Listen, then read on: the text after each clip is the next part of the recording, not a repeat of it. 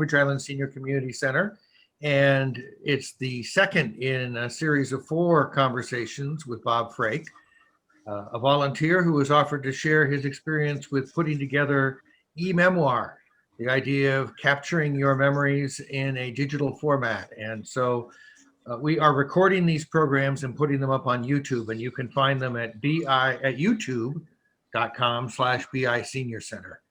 So I'll hand the microphone virtually over to Bob, and we will get started with comments coming a little later in the program. Thanks, Reed. Welcome, everybody, this afternoon. Last session, we covered a couple things. One was how to get your information together and a file system so that you could find the information when you needed it. We also covered a little bit about what eMemoir is. It is a system whereby you tell your stories, your life stories, or maybe the life story of someone that's close to you. As far as including photographs and that type of memorabilia is concerned, yes, that is definitely part of it.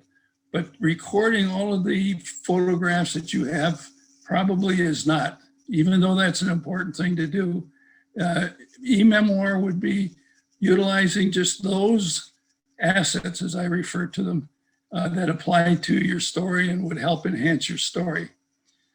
So today we're going to be covering what those assets could look like and when it's necessary to digitize them, because many of the assets that you're going to be using are already digitized, at least those that are obtained more recently.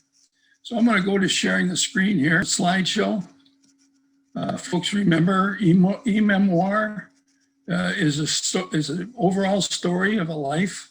Within that story, there are small stories, and the small stories are really those that we're interested in, and hopefully that they can contribute to some overall arching story of a life. Then we also talked about storing these assets and how important it is to store these assets, because you're going to have a lot of them. And if you don't have a system for storing them, it's going to be a big problem later on to find them when you need them. We also talked about the importance of having some type of binder. In this case, I showed a spiral binder where you list the various years over which you want to cover in your eMemoir. It could be a whole life. It could be a segment of a life. Segment of life, some people just want to record their war experience or their military experience. So it would be only those years in which they served in the military.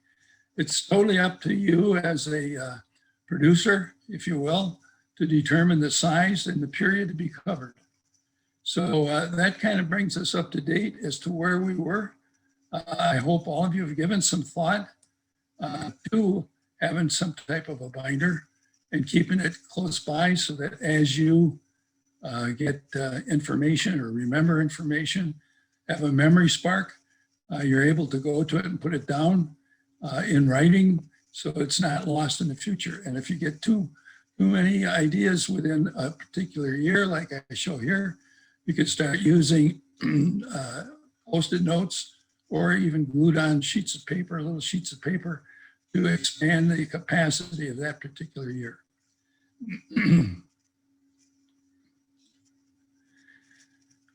Today we view video in a number of different sizes, starting out with small size of a phone, maybe a tablet, then a computer, and it might be a TV screen. So we're talking about pixels, and the number of pixels could be the same on all of these different formats that you view. However, in terms of producing as a producer, there are some limitations to what you have. If we look at this, these are representation of screens. We start out here with 640 by 480. Now that's referred to as aspect ratio. It's width versus height. And it's listed here as a 4:3.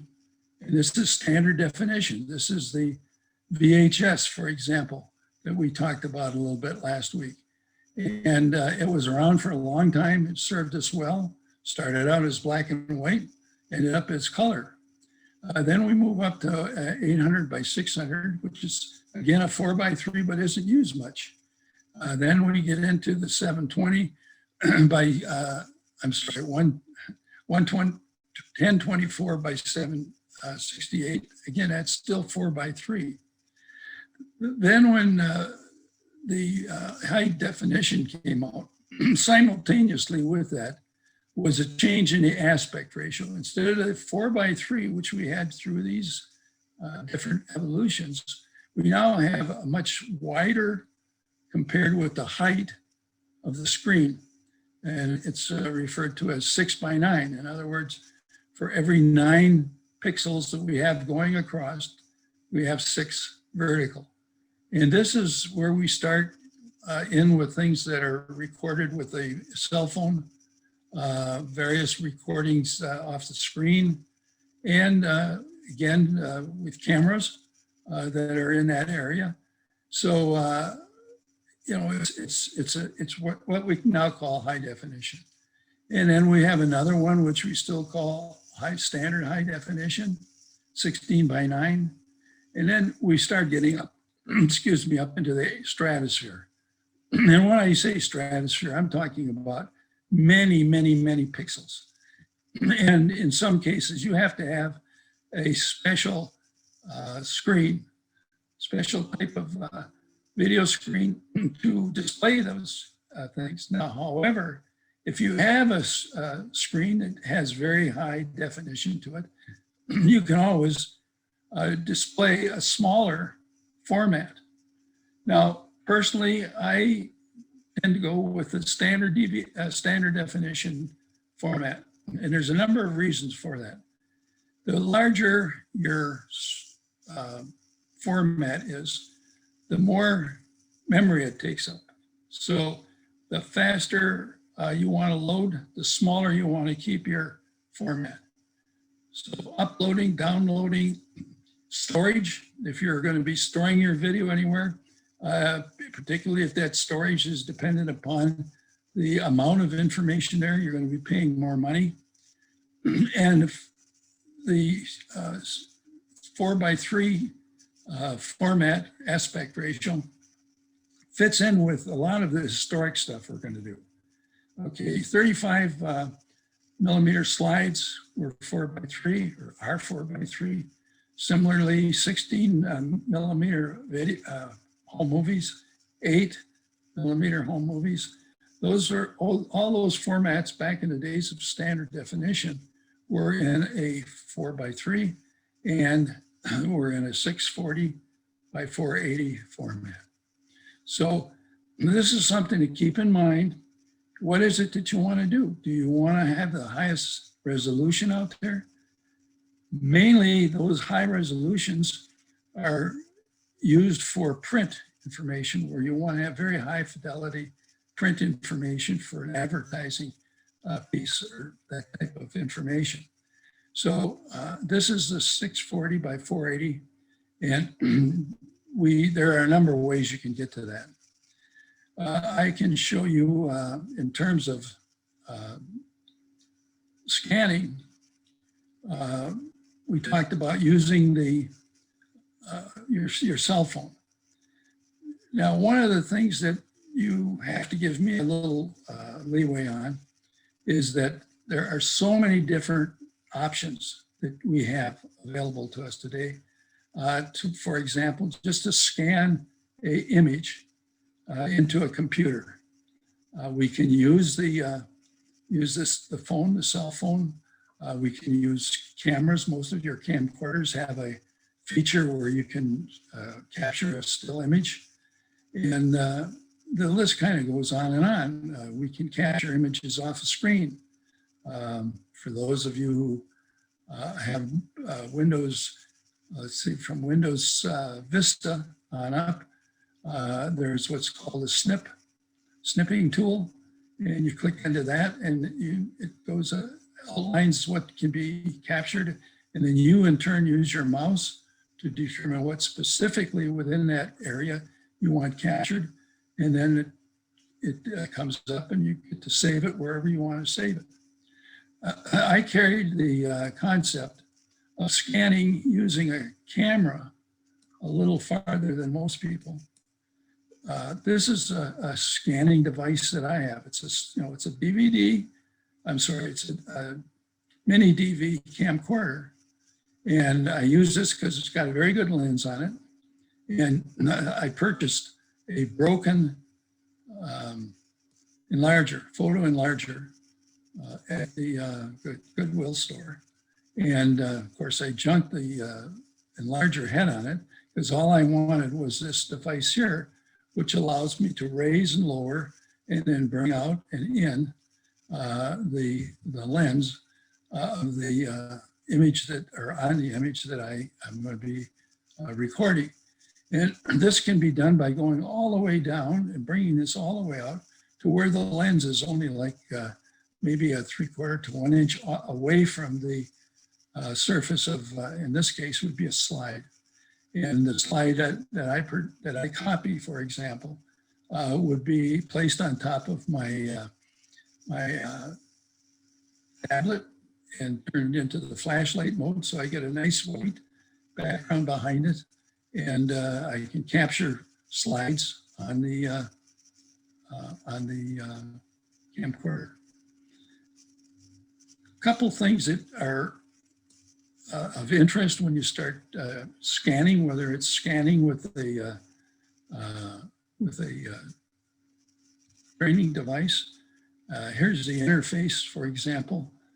I have an Epson, and Epson scanners, I think most of them, have a device on them that allows you to de-screen. Right here, if you check that, mark off that, it says de-screening.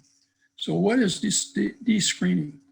Well, printed materials, if you're going to include, for example, a picture from a yearbook, or if you're going to include a clipping from a newspaper, that image is made up of small dots.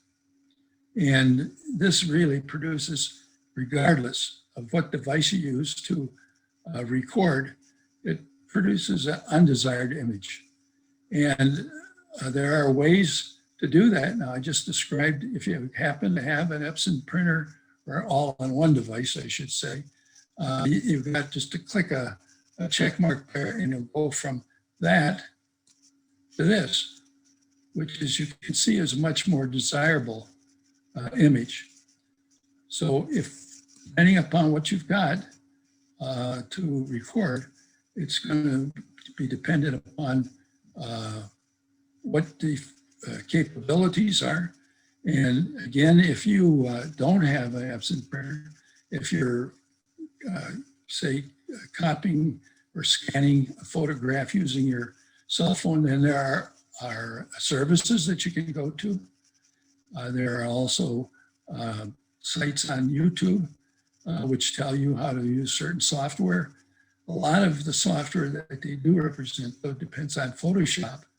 And if you've got Photoshop, it's pretty straightforward. I think there are some plugins that you can get that really simplify going from, the pixelated, it's really not pixels, from that to that. So something to be considering as you get into saving your assets.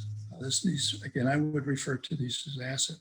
Another issue you have is a lot of the, in a lot of cases, what you have is maybe just the black and white slide or a black and white film. You don't have a print of that film. So you can put a backlight behind it, and again, use your camera or your phone as a capture device. And then you just bring it into like a paint program and click on the inversion button, and it automatically turns it from a negative to a positive.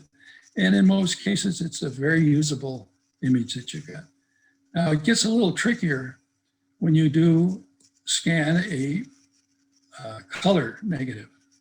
Again, you can do the inversion and use any type of a photographic editing program to update, but that usually does not work out so well. You normally have to go through, again, some type of photo editing program to get the colors to look right after you scan your color negative. But again, you can send these out for services. You can send them out and get them converted to a positive. And places where you can go to send that. I know last week someone mentioned that they use Costco. Well, it's just been announced that Costco is closing all of their photo kiosks on all of their stores. Walgreens still has it, Walmart still has it, and there are online places you can go and you have to physically send in the negative, unless you can scan it and then use email or some other electronic service to get it to one of these service companies that will convert it into a positive for you. One of the things that's considered to be a very useful tool here in place of the photo editing program from Photoshop is the one I'm really trying to mention, is a program, it's a free program called GIMP. It's got a pretty good learning curve to it. So again, you need to evaluate how much time you want to spend learning about these tools, as opposed to maybe paying someone a couple bucks who are very familiar with the job and to get the job done for you. As far as the complexity of the software is concerned, there's something else to consider here. As the whole area of technology has evolved, we have gotten to be more and more complex. It's more difficult today to use the most recent versions of some of these paid software programs than it was even 2-3 years ago. And the reason for that is we have limited real estate on a computer screen, which is primarily where we'd be using these. And because of that, and because of all the increased features that these programs have included, it gets very crowded and very difficult. In other words, you've got a drop-down menu over here. You've got some other way of accessing one of the tools over here. And in order to be able to use all these, you have to learn where they are and how to use them. And therefore, you've got a lot of time tied up in learning these tools, as opposed to the primary objective, hopefully, that you have here, which is to get the assets prepared, digitized, and for your eMemoir, for telling your story. Again, it's telling your story. If you want it to be an excursion in learning these tools, that's fine. But again, you have to understand that your time is limited, and you need to determine how you're going to utilize those hours and days, actually, in some cases.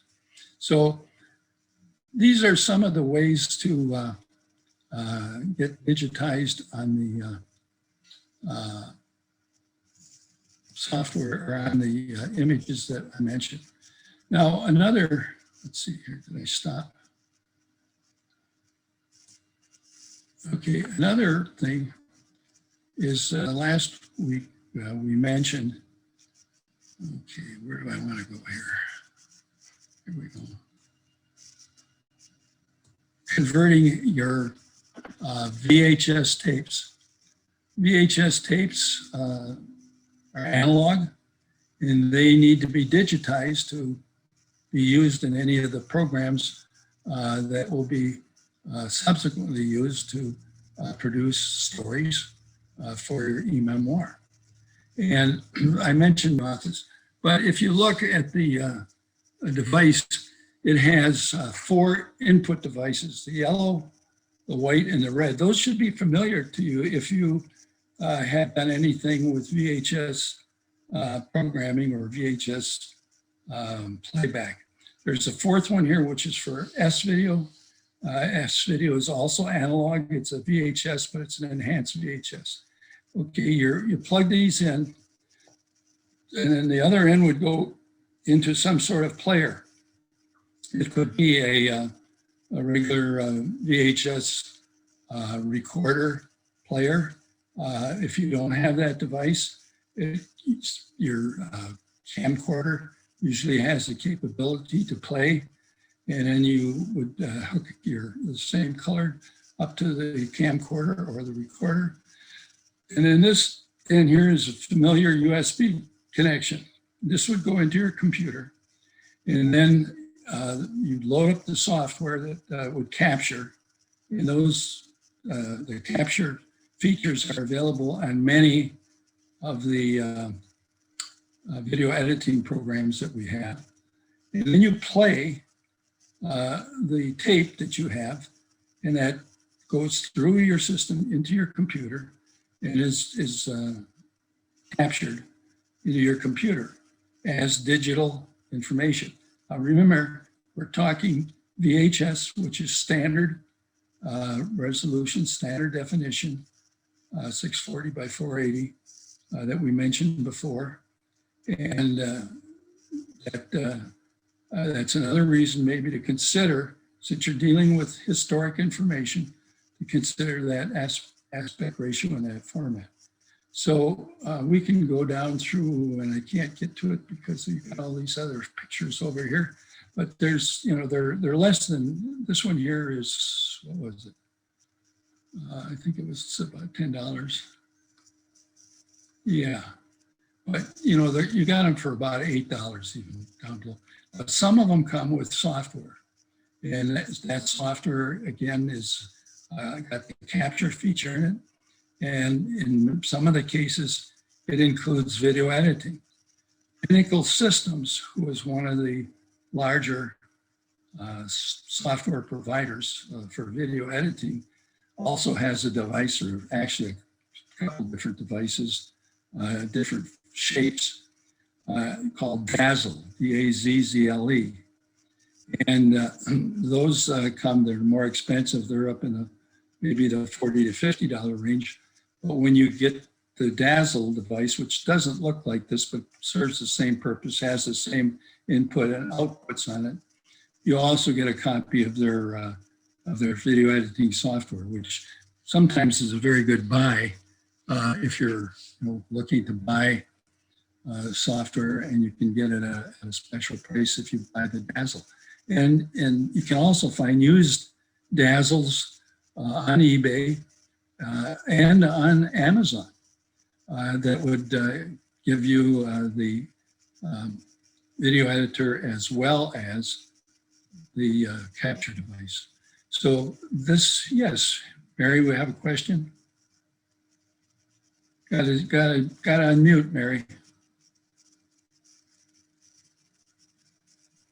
My computer doesn't have a DVD reader. What do I do? I beg your pardon? This converts it to a DVD. Well, you can tell the program where to put the converted file. It could either, if you don't, it's going to go on your C drive. But for example, if you had a DVD drive and you said, I want to put it on there, you could do that also. Now, there's also another type of device that's on the market. It's a combo. It has both a DVD and a VHS tape drive on the same unit. And again, you got the software that goes there. You put a blank DVD in the DVD recorder, and you put a VHS tape that you want to duplicate or convert into the tape player. You push a button and it plays. It has to play through it, but once it's done playing, you've now got a V640 by 480 4x3 file on your CD or on your DVD, whichever you have there. Now I have one of these devices, which is a combo, has both types of drive in it. Give you a little background and experience I had. I had some client, really a person that I knew, who had been in the Peace Corps and served time over in Papua New Guinea, and had recorded a lot of VHS content over there. And when he got back to the States, he wanted to get that recorded, the recordings that he put in there, into a DVD. And he wanted that for two reasons. Number one, because he was concerned about degradation of the file on the VHS tape, and also the convenience of using or accessing that same information on a DVD. So this was one of my first uses of the combo device, and I set it all up and started, and it wouldn't work. And gee, I bought it from Walmart, and I tried and tried, and I couldn't get it to work. Finally, I took it back to Walmart. They said, well, here, we'll give you another one, give you a different one. Brought that home, had the same experience. Put a different tape in, the tape that I had, worked fine. So it turned out the issue was with the tape, not with the machine. And when you go to make your recordings, you have three options, excuse me. You have good, better, and best. The same old three options you always get. And of course, I went for the best because I thought maybe that's what this guy needed, but I couldn't get it. The machine would choke on it. So I went down to better, and I was able to get it to work. So the software that you use is very sensitive in terms of what the condition is on the tape that you're capturing. So if you start doing this and you have a problem, you may have to drop down to a lower level of resolution in the tape that or in the CD that you're going to end up with, or the DVD you're going to end up with. So a little word to the wise.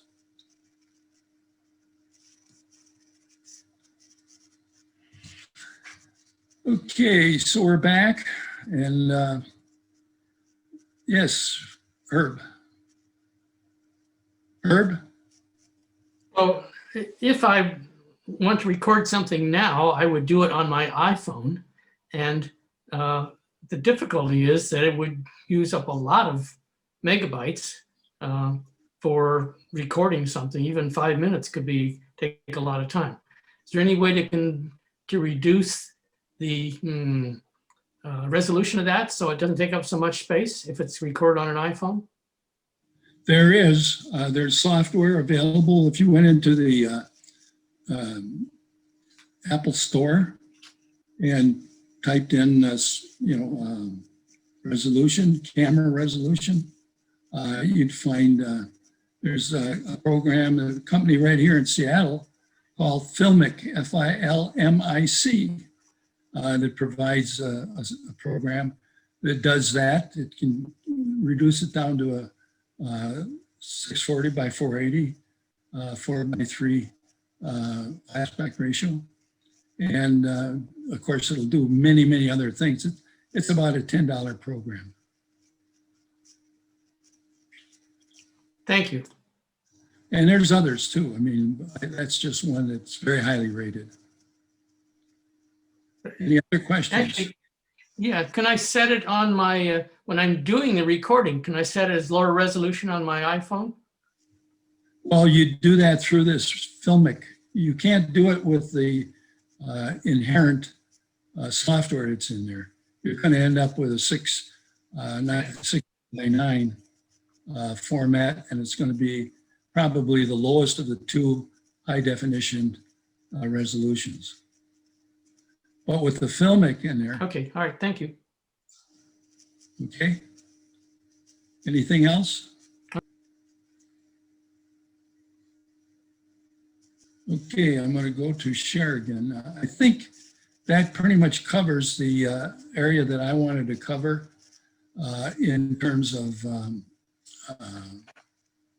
digitizing your information.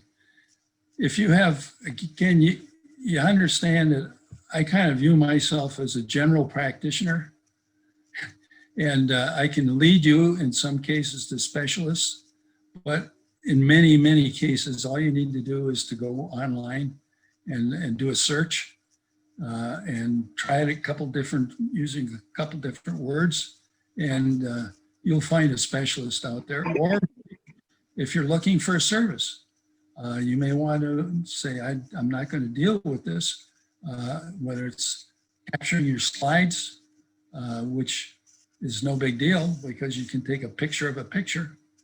And if your camera doesn't get down close enough or give you enough enlargement, I guess would be the best word to say, then you can, if your camera has the capability to screw on adapters to give you a macro lens, which would get you down real close for your slide. Again, you can do it that way. But almost everything I'm talking about here, there are services out there that are in business to help you do that. And it may just be that portion of the overall job that you want help with. So I'm going to move on now to the area of story. Okay, for those of you who are not familiar with Google Earth, it's just another one of the many ways that you can get assets to enhance your story. And these are things that people don't normally associate with storytelling, but it's a marvelous tool. Now, Herb is going to help me here today. Herb sent me some of the outline of written information he had with regard to storytelling. He got some wonderful stuff started there in terms of written. Herb was raised near a town in Iowa called Corning. So if we go up to the search engine here and we type in Corning, Iowa,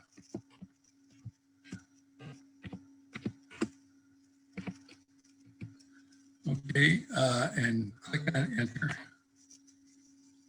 Okay, Google Earth is going to take us to Iowa, and there is Corning right there. Now, Herb, I know that this is the route that went to where you were raised, but I don't, here's the curve I think you were talking about. And at one point there's a jog off here, and Herb just went to that and found exactly on the Google Earth where his birthplace was and where he was raised the first 8 years of his life.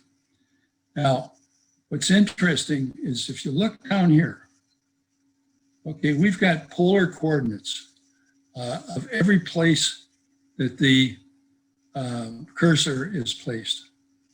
So, for example, if he recorded that, he would now be able to direct people to within probably 2 feet of where he was raised, or, well, of course, where he was born. He was born in a house there, and he says the house is not there anymore, but he knows where it was. And therefore, if future generations wanted to know where great-grandpa Herb came from, they'd be able to go right to that spot. And they find it's different today than it was back when Herb was there, but at least that would be it. And of course, yes, Mary? What's the difference between Google Earth and Google Maps? Google Maps?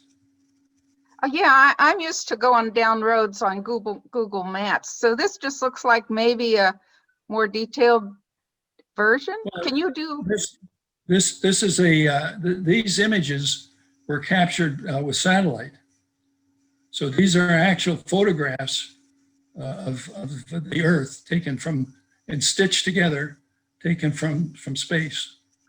Well, Google Maps takes digitized things. Okay, but that's why this looks different than maps. You know, we can go into maps and it would show all of these roads, but now you're seeing other things. For example, okay, Herb said it was hilly country where he was at. Okay, if we look here, the elevation, okay, and I'm going to show you how the elevation changes as we go through different, here it's 1230. Okay, now, right there, we went through a little valley, it's down to 1179.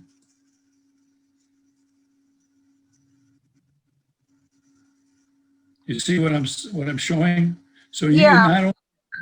not only can you get some I think I can.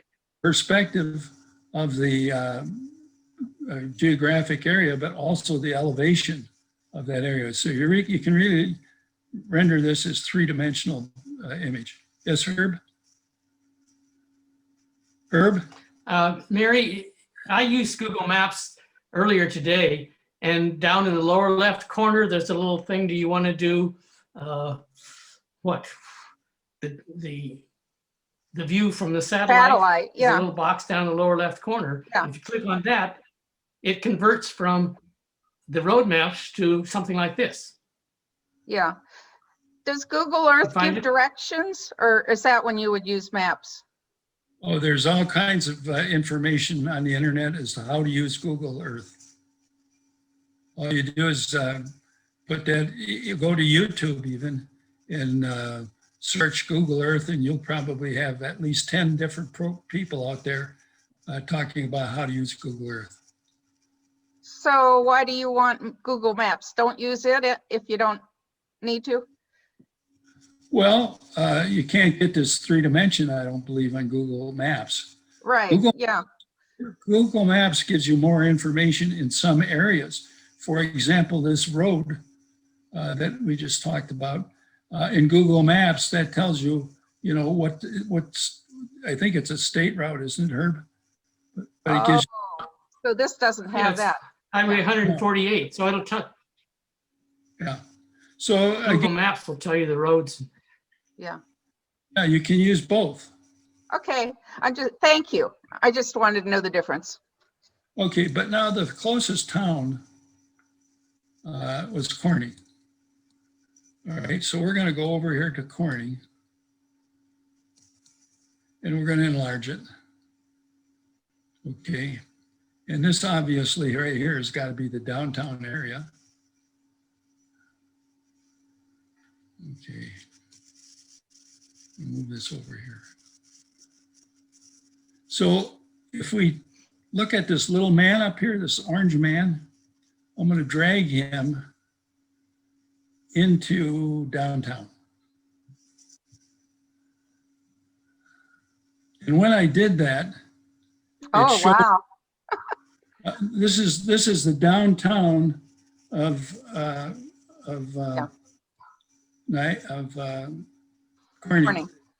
Corning, Iowa. Now this was taken. Again, I got this in the way. This was taken in 2015. However, again, Herb, does that look pretty much like you remembered it? Yeah, it still has diagonal parking and it's still free. Yeah, but you know, if you want to see do a 360 degree on it. Yeah, that's better than maps, Okay. but that doesn't tell the streets. So if you have an address, you couldn't use it. Well, if you have an address and you type the address up here, it'll take you right to the address. It will? So, Yeah. yeah. And if you have the coordinates, you type those in and it'll take you, you know, within 2 feet of where you need to be. Now, again, if you have, I've got Windows 10 here. Go down here, I'm going to put in snip SN, and it says snipping tool. Okay, I'm clicking on that. I get this window down here. Okay, and it says, what mode do I want to use? And I'm going to go to a rectangular mode, which is what I use most of the time. Now you see it frosted over the image, but it gives me a crosshair. And I can use that crosshair, go across and down. Okay, and then I can save that as a photograph. And you can have current photograph of a place that you're not at. It's remote, it's with the internet. Now these arrows here, again, are used to rotate. Of course, we're in the image, we're in the snipping application right now. So if I go up here, File, and I say Save As, okay, it should be just like that other question that you had, Mary. You can choose, this would now put it on a thumb drive that I have. It would be put into a folder called Tutorial 2. And then I would name it down here. I would name it maybe Herb's Hometown or something like that, or maybe Corning, Iowa, or whatever I wanted to name it. But again, getting back to the things we discussed last meeting, first of all, we've got this hierarchy. We've got the drive where this is being stored is on a drive that I've named File System. And it's in a subfolder called Tutorial. And Tutorial has these current images in. And I could add this additional image called Corning, and it would be this image here. So let's get out of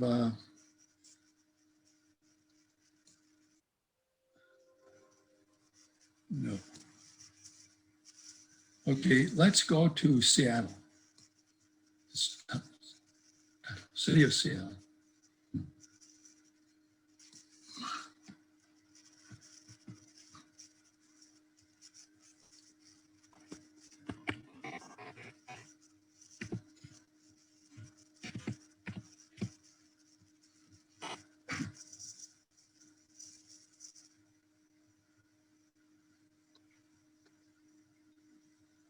Oh, it's taken me to Seattle,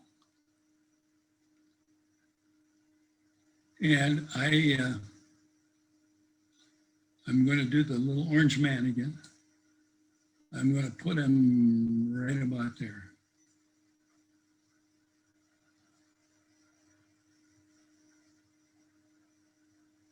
And that's the ground view of that spot in Seattle.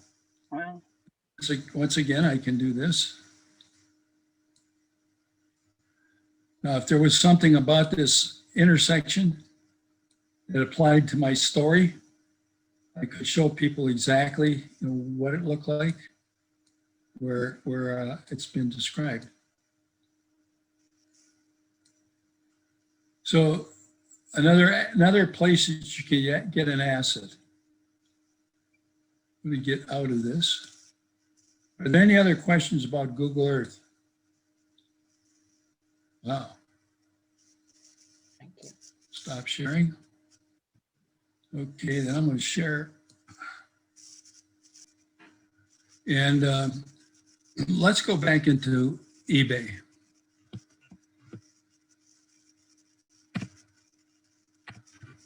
Now, does everybody know what I'm talking about when I mention eBay, or are there any questions about that? I'm assuming that people have been there, which may not be the case. And I'm going to, again, now I got to move this over here. And I'm going to put in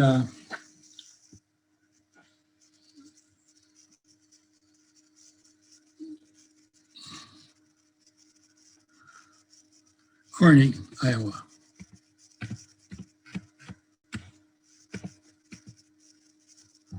Whoops, forgot the G.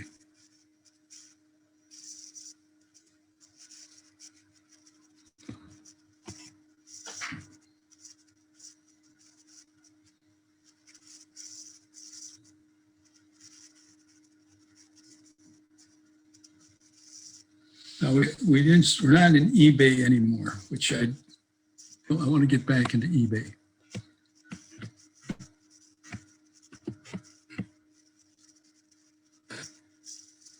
Okay.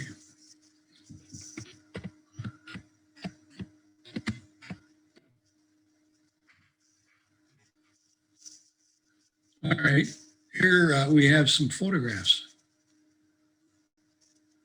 Years ago, people purchased and collected and traded postcards, picture postcards. And here is one from 1940 of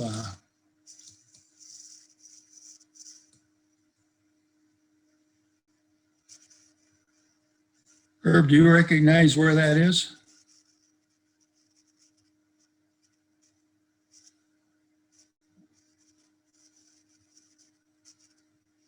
But anyway, for $11, you can purchase that. Or if you really wished, you could snip it. You could bring the snipping tool in and snip that photograph. You'd probably be cheating the owner a little bit, but it's there. Here's more pictures. Here's the courthouse building. Different places in Corning, Iowa. And almost every town, I mean, again, Corning, Iowa, I think has a population of around 10,000. These are buildings that are in Corning. If you really wanted to include the picture of the post office in one of your stories, there it would be right there. So another unusual source for information. If we go back to YouTube, stop this.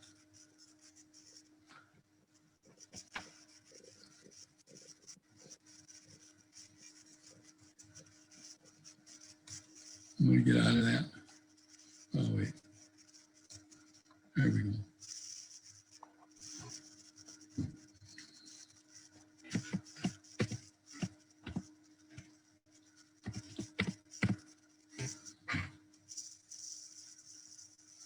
Okay. Let's look for some music. We've been concentrating on images. Mills Brothers, Up a Lazy River. That's a song that has particular meaning for me. Excuse me, Bob. Can I just interrupt for a second? I'm sorry. I just saw you go very quickly over that snippet tool, and I may have missed the essential, but that is intriguing. And is that a function just of your browser that you're in? And could you just go slowly again over how you find that snippet tool and how it works? Oh, the snipping tool? Yeah, and I assume you can apply it to any picture you find anywhere on any web page, and just slowly where it applies to anything that's on your screen. Right. So what browser are you in right now, and where do I find the snippet tool again? In both, it would be in any of the browsers. It's inherent to the Windows 10, Windows 7, Windows 8, Vista. So, and so if I have a Mac, is it on Safari or Chrome? Or? I'm not sure about that. Okay, I'll research it. Thank you. Yeah, I'm not sure about that. Okay, but if I go to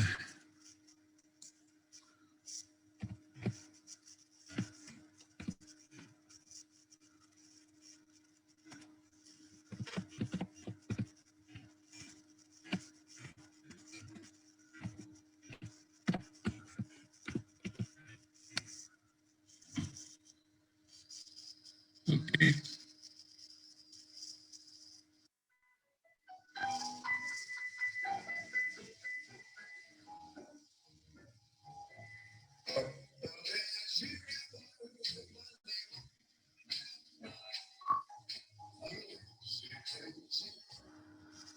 Okay, so again, that can be copied and can be used in your telling of your story if, again, it's appropriate, if that's going to enhance your story. And believe me, there's almost any song that you can think of that's out there in YouTube. Now, I'm sure some of you are wondering, well, is this legal? As far as the law that I can understand it goes, if you're going to use this for your own use, you're okay to do it. However, if you're going to use this for a DVD or some program that you're going to sell, then you would be illegal. And if you want to do that, you'd have to go back through the licensing organization. Again, you could look that up, do a search on it. And the Mills Brothers estate probably still has viable connections to the costs that you'd have to incur to use that song. So again, it depends what you're doing. Are you doing something for your own use, or if you're doing something for someone else? Now, I'm not a lawyer, so don't take my word for it. Do a search on the legal use of content from the internet. I think you'll find what I'm saying is correct. Also, another application that seems to be exempt from having to pay for royalties is if you're doing something for training, such as I'm doing right now. So that gives you a little more information. Yes, Mary. I don't know how to save that. Do you just like cut it and move it to the screen, and then you can have the audio too? Well, I brought it up. I did the search for the song and the artist, and here it is. It comes right up, and it's in a play mode. All you do is hit the play button, and it plays. Or you can. Yeah, but how do I save it to my area? Let's see here.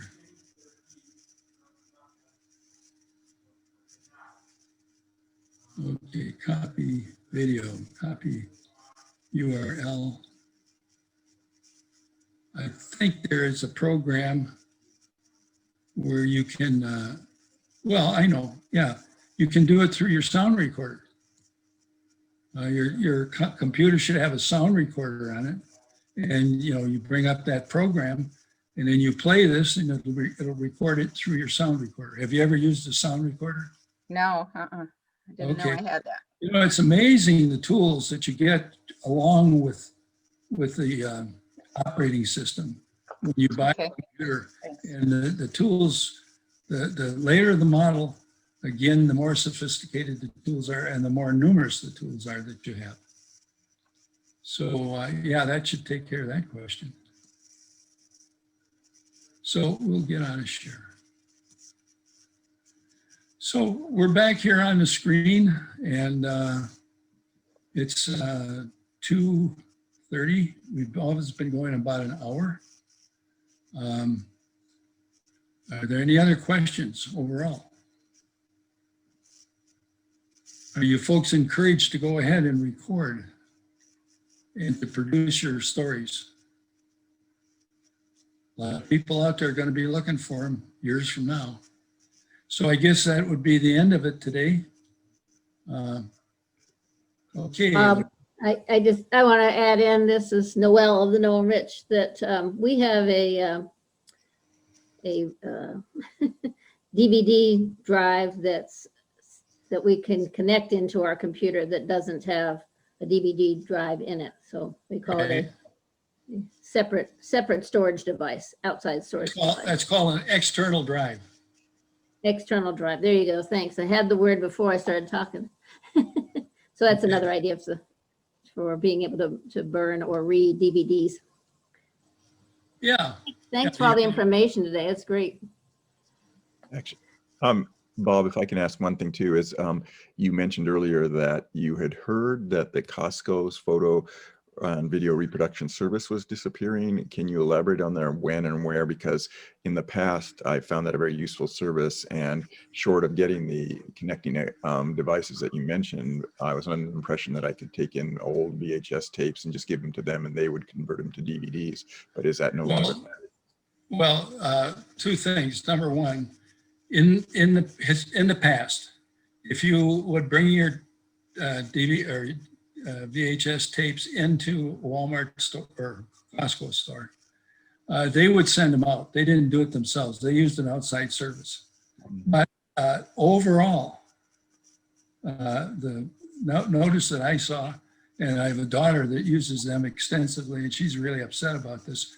All of the Costco stores are going to discontinue that photographic kiosk.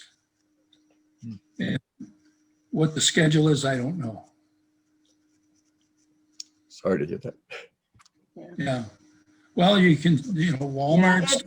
It's on their website. If you just go out there, you'll find it. I think they're still going to continue the internet service where you upload photos, but and I believe some stores might still have the kiosk, but I think it's happening in March. So hurry up if you have something. And there are online services too, or services that are advertised online. Now, you have to ship to them the tape. But again, that's what Costco was doing. They were shipping it from the store to the service. So you basically, you'd be having to do the mailing, but you'd be cutting out a middleman there. It's to me, it's a little bit like going full circle, because we used to all take our film to the drugstore, Then Costco came in and sort of wiped all that out. And now if you go to Walgreens or Rite Aid or wherever, you can take your phone in and plug it in and get your prints right there, or you can send them something electronically and they'll print it and send it to your home. And so it's like we've come back around. Costco's maybe. Well, also these stores, Walmart, Walgreens, Rite Aid, they all have photo services, and that is a scanner. You don't see it, but you pull out the drawer and there's a scanner, and you don't pay much for it. You buy a DVD or a CD from them, and you bring your pictures in there and you do your own scanning. Yeah, no, I didn't know about that. Yeah, you walk out with a digitized copy of your content and pay them only for the CD or the blank CD or the blank DVD. Again, and as far as I know, those are all still active services. Yeah. It's- That's what I suspect is Costco saw that there was too much competition there. Right. They Herb? dropped that. Does Walmart have this same service that Costco is giving up? Or did they ever have it? Yeah, I believe they do, but they also have, not for converting VHS to CD or DVD, but they've got scanning services there. Again, you pull the drawer out and you'll see the scanner there. I have a Canon scanner, and there are two ways if you have old photographs and you want to get them digitized. One, you can use a camera to take a picture of that old photo and then download that into your computer. Or you can lay the photos on the scanner, which is, you're laying a sheet of paper down to copy. You lay it on the scanner and you choose JPEG, and it will produce a photo that you can edit. And my experience is you can get them slightly better pictures using the scanner instead of taking a photo with a new digital camera of an old actual photo. So two ways that I've done it, and I found the scanning works slightly better. Right. No, you're right. And I've experienced the same thing. The point I was trying to make today is to introduce you to the vast array of sources available to you for content assets that you can use to enhance your story. Most of the time, your stories are going to be basically you in front of a camera or in front of your laptop, recording your voice and your face.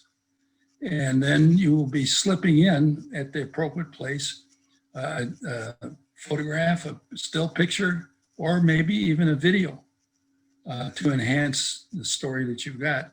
So it's a very creative process. You've got all these tools available to you out there.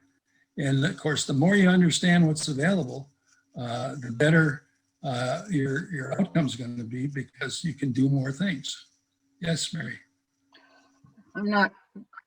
I haven't done scanning really. What are, Herb said, make a JPEG file. I don't know the different choices. There's these different formats for when you scan.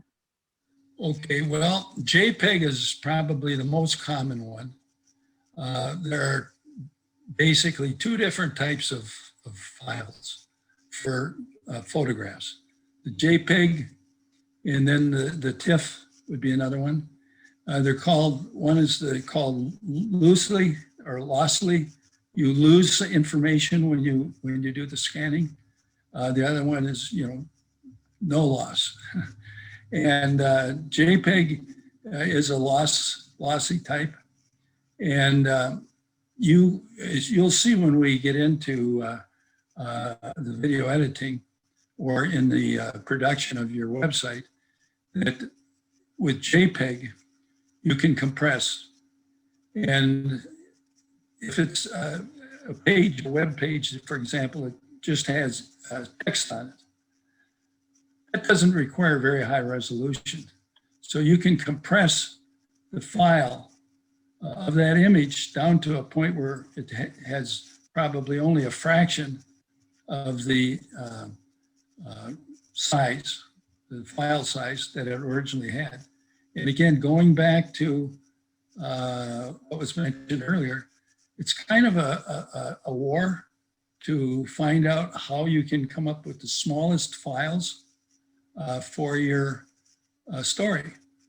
Because in distribution, probably the only real good archival quality, and I think you're going to want to have archival quality service out there. And when I say service, I should maybe say product out there, is a special disc that can be burned in a special DVD burner, or CD burner or DVD burner that'll last for hundreds of years.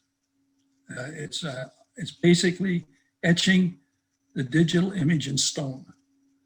And so, the DVD is about 4.5 gigabytes. So you could have multiple, because we're going to be doing storing this in a website format. You can have multiple DVDs and stitch them together in the future. The other thing is there's the Blu-ray DVD, and that's also available with this Stone-like product that I mentioned. You can get about 22 gigabytes on that. So, but you need to be conscious about the size of the files that you're saving, because in the end, it can have a big effect on your overall application. Herb. Yeah, to answer Mary's question, when you take a photo with a digital camera or your iPhone or camera, or your phone camera, and you transfer it into your computer, it comes in as a JPEG file. So if you ever look at the details, like a Word document, it'd have a point doc. So your photos are going to have a point JPG. When you scan using a scanner, where you lay something on your machine and close it, you have choices of the JPEG, the TIFF, you can make a PDF file out of it, but once you make a PDF file, you can't edit or enhance it or compress it, make so the JPEG is a nice one for using with your built-in photo editor that you have in your Windows computer.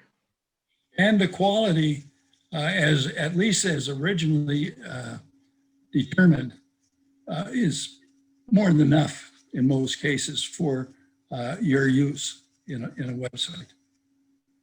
So it's when you take a still picture with an iPhone, for example, that is saved as a JPEG file. And almost all the other small cameras and devices like that use the JPEG format. Okay. When I send a file from my camera to my iPhone to Facebook, it asks me if I want small, medium, or large. So that's taking the JPEG and then reducing it. But I wouldn't want to store it that way. It'd be better to keep it in JPEG on my computer. Well, yeah, but again, are you going to save a JPEG as a compressed file? Because once you save it as a compressed file, you've lost a lot of the information. And when you try to make it large again, you've lost it. I mean, you've lost much of that information. So when you do compression, additional compression as to what is done with the camera, you need to think about, am I going to want to use this again in some larger format, or am I sure that the compressed file is going to be adequate for all my needs? And what do you reduce yours? You reduce yours to the standard format. Is that right? Well, yeah, that's VHS. Yeah. It's the old standard video. Okay. Yeah, which will include, still images. So yeah, you'll be putting JPEGs in next to video in your productions in all probability. Is this exciting about all of the different things you can do? Sure. So I have a question about, say I want to record myself talking about some things that happened, may say when I was on the farm as a kid, and I have some photos of that. So what's the best way to do that? Should I be doing a recording of a PowerPoint presentation where I have the photos that I can move through, or how do I move back and forth from me to the photos to me? In the meantime, I'm talking about what's in the photos and what went on. What's a good way to do that, where I want to include both shots of me talking and of pictures and of that's it. Of me talking and the pictures. That will be covered in video editing. We will cover that in video editing, how to insert. Oh, okay. Yeah. And it's pretty easily done. Great. The main thing that we have here is, you're thinking about your creation. What do you want this to look like? So it gets into how long do you want that picture to be displayed while you're talking, for example. And in some cases, you want to do this as a slide show. In other words, there'll be basically no video of you talking between pictures. It'll just be your voice describing it. Kind of consider this as, you're sitting down with a photo album and you're leafing through that photo album, speaking to someone sitting next to you while you're doing it. That would be a good analogy. Okay, thank you. Well, folks, let's see, we're about an hour and 15 minutes. This still gives you some more time to think about your file structure, how you're going to organize and save the information that you're going to generate. It's very critical. And you've seen the hierarchy in file structure being used in some of the examples, online examples that we have. And you'll just be doing the same thing that Google and all the other commercial companies are doing. And it's pretty easy to do the way it was described. And another big thing is your story. If you got your binder started, have you seen things pop out? Were there changes in your life? I know in Herb's life, one big change that he had in the information that he shared with me was why he moved when he was 8 years old. And it was because his father had contracted an illness associated with cattle. So he really couldn't farm anymore with the cattle. And I did some research about that disease that you can contract. And in Herb's story, he may want to put a link in there to the website, such as I went to, for people to say, oh, yeah, okay, I've never really heard of this before. Let's go out and see what it's all about. So, it can be much more than just you're telling the story. You could just direct people to other places where the story is being told. Is it a day, folks? Okay. Well, 2 weeks from today, we'll be into February. And I hope you folks get a lot done between now and then.